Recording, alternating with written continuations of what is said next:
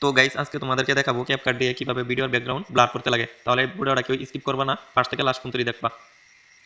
তো এই লেয়ার বাটনে টিপ দেওয়ার পরে তো ওই সাইডে আসবা, দেখবা এই যে ওই অপশনটা আছে, ওই অপশনের উপরে ট্যাপ দিবা, তো ডবল হয়ে গেল।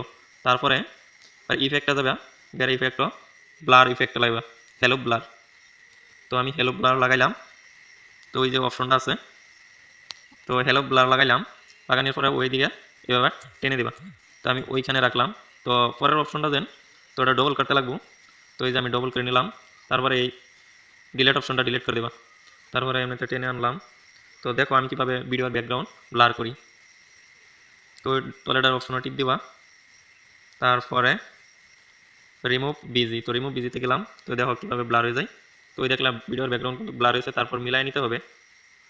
তো আমি ব্লারটা মিলাই নিলাম। তো ওই দেখলাম ভিডিওর ব্যাকগ্রাউন্ড কিভাবে ব্লার করতে লাগে। ওই যে কিন্তু ভিডিওর ব্যাকগ্রাউন্ড ব্লার হয়ে গেল। তো দেখছো কি সুন্দর ভিডিওর ব্যাকগ্রাউন্ড ডিএসএলআর মতন ব্লার হয়ে গেছে, হয়ে গেল কিন্তু।